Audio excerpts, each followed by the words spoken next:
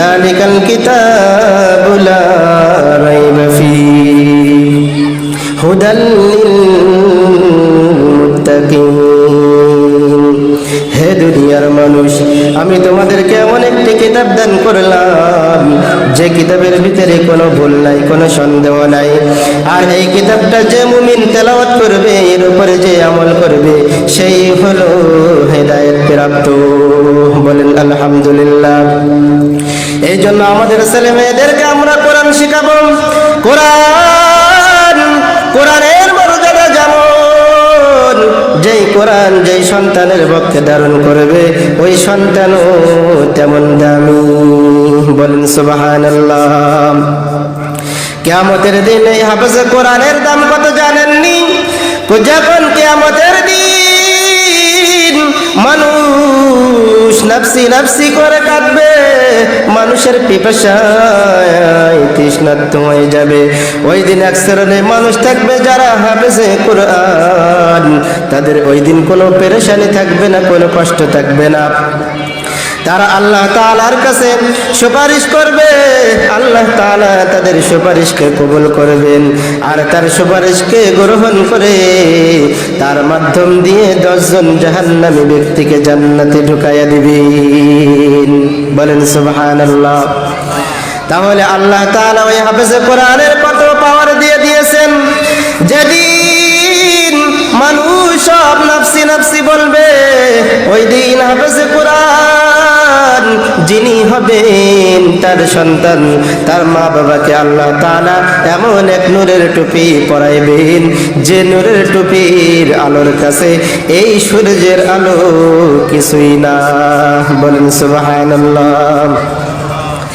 ওই হাফেজে কোরআন দুনিয়ার বুকে, ওই হাফেজে কোরআনের মতো এমন কোন ভালো মা বাবা নাই যার সন্তান একজন হাফেজে কোরআন, যার সন্তান একজন আলেম।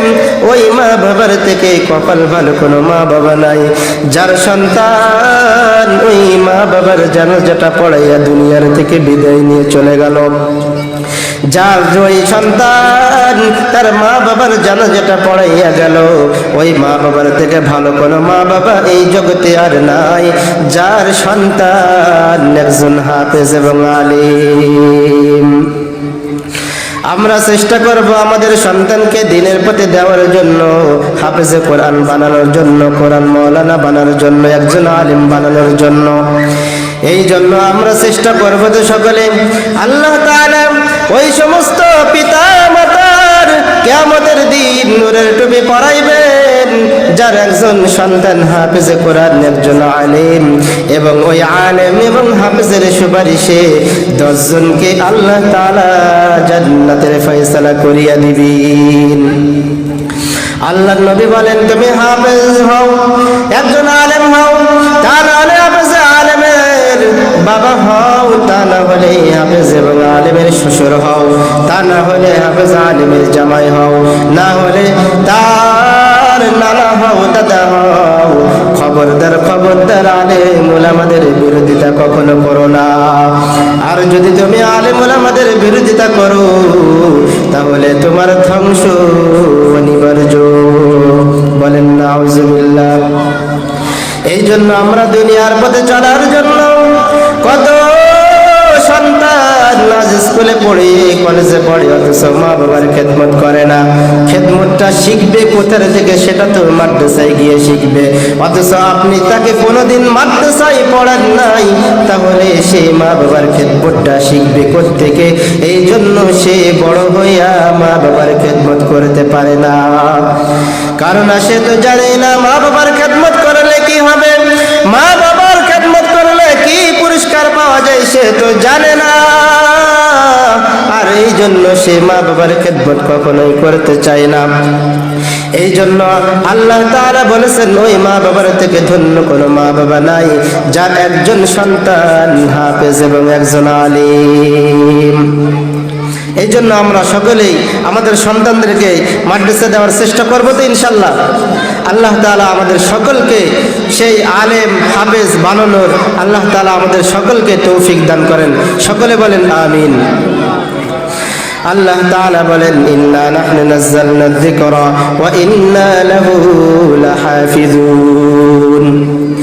কত মানুষ কত বিধর্মী এই কোরআন এবং বিরুদ্ধে দাঁড়াইয়া যাবে, কিন্তু আল্লাহ তাআলা বলেন এই কোরআন আমি নাযিল করেছি এবং এই কোরআনের হেফাজতকারী একমাত্র আমি আল্লাহ রাব্বুল আলামিন। এই জন্য সারা দুনিয়ার মানুষ যদি এই কোরআনের বিপক্ষে দাঁড়িয়ে যায় তাহলে কোরআনের একটু তারা কিচ্ছু করতে পারবে না, কারণ এর হেফাজতকারী একমাত্র আল্লাহ রাব্বুল আলামিন। আমরা সেই কোরআন তেলাওয়াত করতে পারতে চাই কিনা?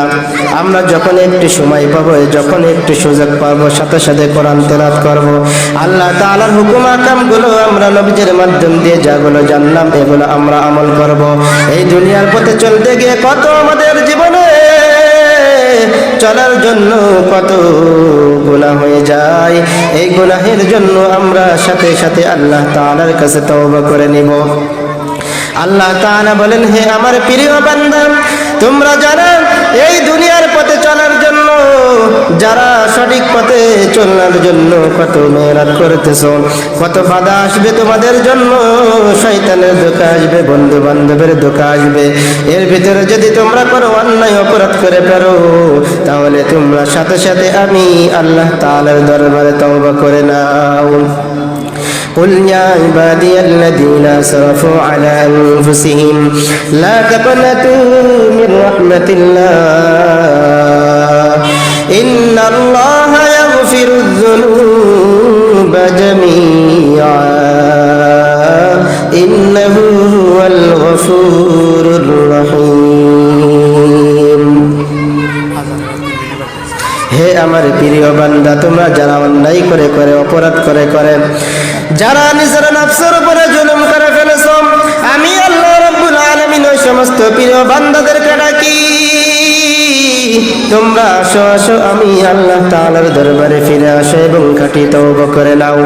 যদি বান্দা তুমি আমার কাছে ফিরে আসতে পারো এবং খাঁটি তওবা করতে পারো, আমি আল্লাহ রাব্বুল আলামিন মুহূর্তে তোমাদের জিন্দেগীর সমস্ত গুনাহ থেকে মাফ করিয়া দিব। গুনাহ তুমি কত করেছো?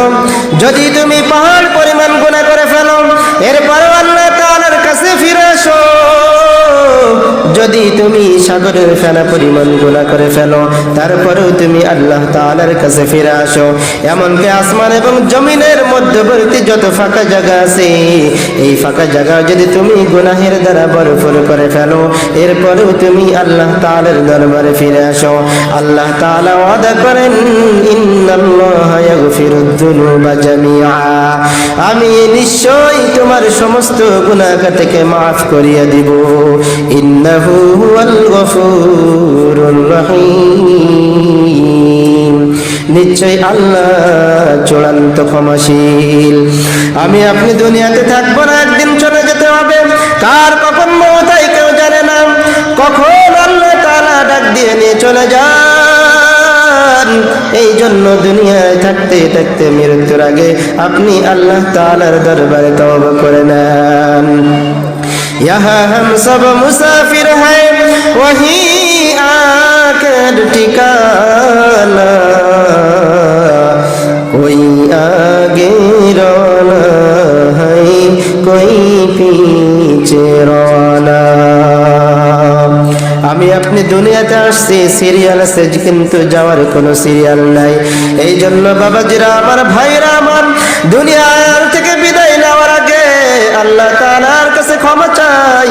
আল্লাহ তাআলার কাছে বলি হে দয়াল মালিক, কত অন্যায় করেছি, কত অপরাধ করেছি, আল্লাহ তুমি আমাদেরকে মাফ করে দাও।